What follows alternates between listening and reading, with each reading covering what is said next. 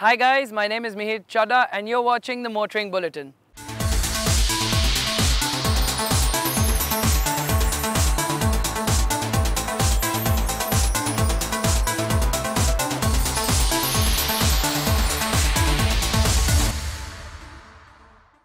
On our all-new show, we feature upcoming and newly introduced bikes and cars in the market. We hope to make you more aware of what's in the market and assess its pros and cons. Without further ado, let's introduce you to our new visitor. It's the new Datsun Go. For those of you all who don't know what Datsun is a subsidiary brand of Nissan that was formed in 1931 and went defunct in 1986 due to Nissan's giant rise. Datsun is Nissan's third global brand alongside Nissan and Infiniti. This is because it is easy to own in terms of maintenance, as it only costs Rs 10,000 over the course of 5 years with periodic services. Also, Datsun offers a 2 years unlimited kilometers warranty with 24/7 roadside assistance. In 2013, Nissan revived the Datsun brand, bringing it into emerging markets like India and Russia. Their aim was to target the entry-level segment, and so did they give such a tough competition to the Maruti Alto and Hyundai Eon.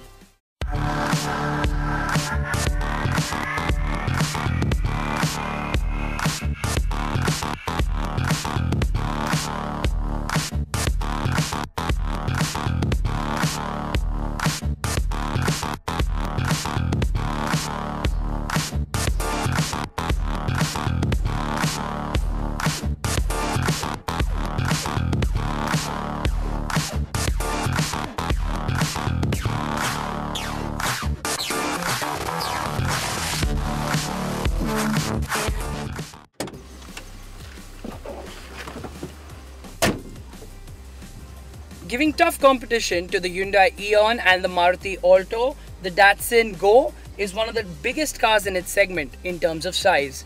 This is not a surprise coming from Nissan after the car marketing strategy by Sunny.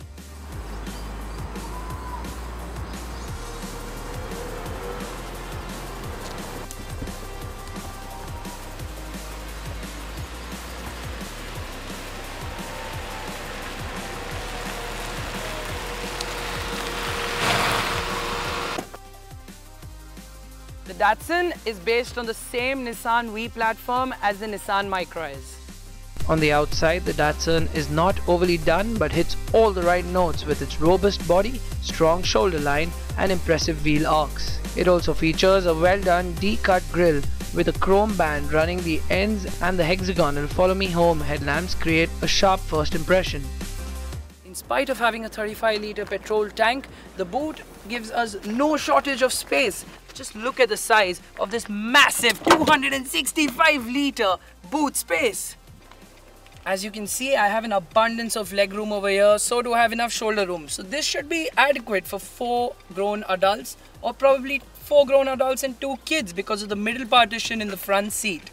Well, apart from that, you get rear seat belts as standard. However, they don't come with inertia slingers, so you got to sling them back into place. So the Datsun Go, it's a go now. Let's see how it feels. A grumbly pickup. So what you feel is the cabin is not so well insulated, but that compensates for a torquey engine. With 68 PS of power and 104 Nm of torque, this thing is quite peppy for a little car. 5 gear shifts along the way, we can power it up to 5000 RPM. The car is supposedly going to max out at 140 to 150, but a couple of consumers already suggest that they've indicated 160 on the car. Apart from that, the aircon too feels really nice. You got some really good wind coming in. It's powerful, it's chunky. Unlike its Hyundai counterparts, you can really feel a lion's roar, like the air coming on your face. It's not like a mouse squeaking, coughing on you. You've got a really grunty engine that powers up real quickly. You don't need to really downshift to power the vehicle up. Apart from that, the car picks up from 0 to 100 in about 14.2 seconds, and you've got a turning radius of about 4.6 meters on a minimum, so that's pretty chunky as well. As you can see, the car feels light and nimble, so you can corner through traffic real quick. You can swivel your way out of anywhere. Plus parking should really not be an issue. We'll get back to that. We will be doing a demo on that too. And it feels really light on its feet overall, but you have a lot of engine noise. I can actually feel the road on my feet. I can feel it on the accelerator pedal. You can feel it on the clutch. You can feel it on the wheel. In some cases it's a good thing, not all cases.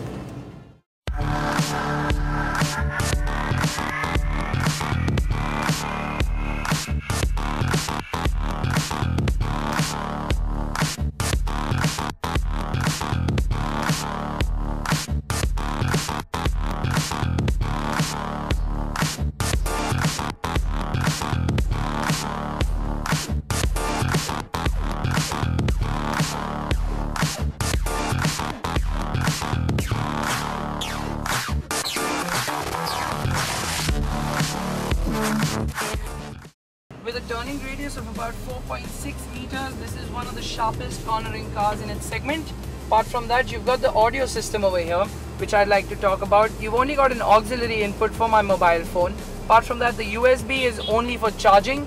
We've got two speakers on either side, on the left bottom and on the right bottom on the driver's seat. Now these are only coming in the top of the line model. You won't get this in the baseline or in the GOA, which is the mid-level segment. You only get this in the GOT, which is the top of the line. You don't get airbag standard in any of the variants, no alloys. But I think those are the few expenses you'll have to make when you get a car for under 4.2 lakhs. The gear shifting is pretty smooth. I can slug it into gear, but I need to be prompt. I need to be sure about where the gear is. I cannot just expect it to slip into place. It is a bit of a manual car. The top of the line, however, comes with a power steering, which is really light and really frisky. You can just slug it wherever you want, and that'd be a good bloody thing. So you got a 4.6 meter turning radius, which is pretty good in its segment. It is real sharp and real frisky on its feet. You can just move it about as you'd like, swivel into traffic, in and out. The size does feel big from the outside, however from the inside you feel really confident of where the haunches are and how you can slip its nose, weave through traffic here and there. Feels really comfortable, really sturdy at the end of the day. Even with its stainless steel rims and no alloys, it does not really disappoint you. You know that you could expect a little bit more weight, but that would just make this car sluggish. You've got a digital rev counter over here. If you can see, when I power it up, you see there's bars going up. That is your rev counter, and it builds up to 5000 RPM. You feel the power coming in right from the word go, as the name suggests, if that's enough of a pun. You've got gear shift indicators on the speedometer, which suggest 2, 3, 4 and 5 for most economical driving. As you can see, if I'm in 5th now, I've shifted a little early and here it picks up. So I got those gear shift indicators. I should be getting an optimum mileage of 20 kmpl. Yeah, you heard that right. The company, as well as a lot of other critics, assure us that we will be getting a mileage of 20 kmpl from this petrol engine, which is 1200cc and 3 cylinders to power 68 PS and 104 Nm of torque. However, yeah, this reminds me of one more thing though, that guy over there. The fact being that this is a small thing, you can alter it going to an accessory shop, but the fact is the horn, it feels too tiny for such a massive car. I mean, massive in the sense, obviously in its segment, this car is quite massive in its segment, not generally, but that does give you a lot of confidence going into places, going out of places. I'm sure that the Datsun Go will become a status symbol in its class.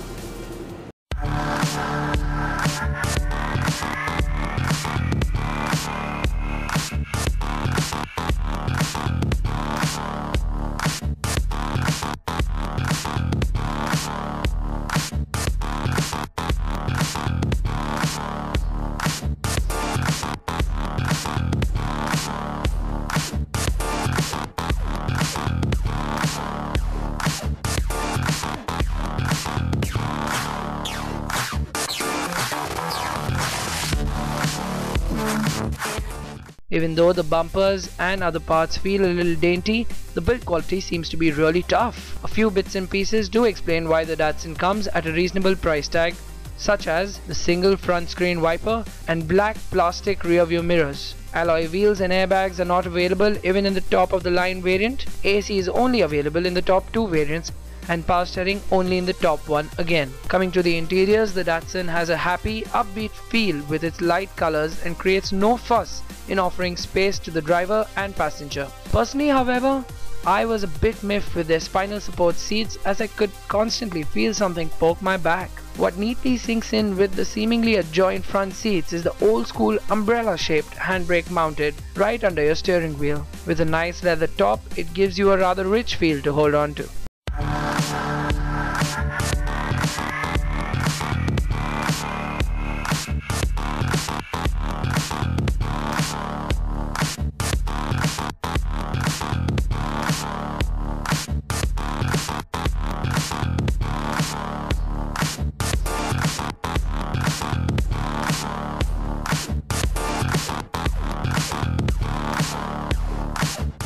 Having entered the city, I can tell you one thing already, that I know I'm not a small person in this car. Everyone knows that I am around, I am making my presence felt. The car feels nice and big on the outside, so people know that this is something of a special hatchback. It is not your ordinary Alto where you feel quite small. As you can see, the finish on this, or even on the interiors, is so apt. You get really good circular sporty vents on the aircon. Got a good plastic finish. The packing, the finish, the build quality is simply superb. You can see the linings, everything. There is no trace of glue as you find in most reasonable cars. Apart from that, you've got an open dashboard here, so you don't really have a cover to pull it up and down. And also on the sides, you've got pockets to place your water bottles and books and all of that. You've got a few more places for keys and coins. Not one that I'd use under the steering wheel, but probably you could store your paperwork of the car down there since you don't have anything else. You don't get mirrors, vanity mirrors on your roof. Driving the car, I feel really confident. It gives me a good feel for turning in and turning out because the steering is nice and light. As you can see, not now, but you usually get a PS display over there called the power steering mode. What happens is that explains to you that the top of the line comes with the power steering, and since the wheels are steel alloys, you can feel really nimble and really light on your feet. In terms of gauging distance, it is a little hard since the windscreen is a bit too high and you are sitting a little low, but nonetheless the dimensions of the car allow you to slot it into place as and when you would like. While the car is idling, you feel a little bit of grumbly noise in the cabin. However, as you build up the revs, the engine smoothens out, all the mechanics start working in place. What comes as a surprise is the power through the rev range. What happens is, from the 3-cylinder engine, you don't expect 68 PS of power to give you such an output. The car being as lengthy and as heavy as it is, you really don't feel it even coming in. But the fun part is when that engine grunt comes in, just like that, if you could hear that, is that you get to power the car seamlessly. You don't really have to downshift to make an overtake. You can just feather the throttle and you'll go right past. What you do need to know is that the rev range is quite small. You get a rev range of only between 2,000 to 5,000 RPM, so your upshifts and downshifts are rather quick.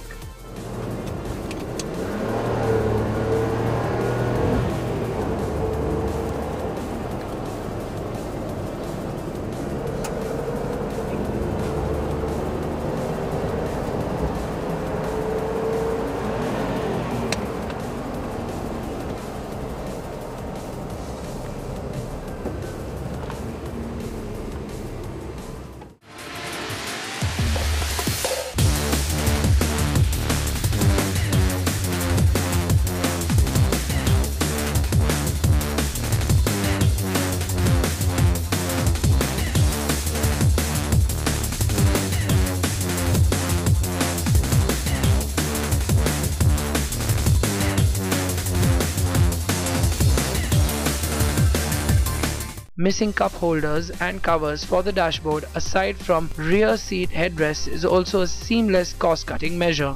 Unfortunately, the in-cabin noise should not have been compromised on and could have taken care of by better insulation. The 1200cc engine feels torquey and pulls away without any fuss in city traffic. Added speedometer features like gear shift marks, distance to empty indicators, and average speed records a few of the perks you are offered. The digital tachometer is also fun to glance at when you rev up. With a company claim mileage of just over 20 km per litre, a price tag of around the 4 lakh mark, the Datsun Go seems like a value for money package. It offers you less, but at a less cost.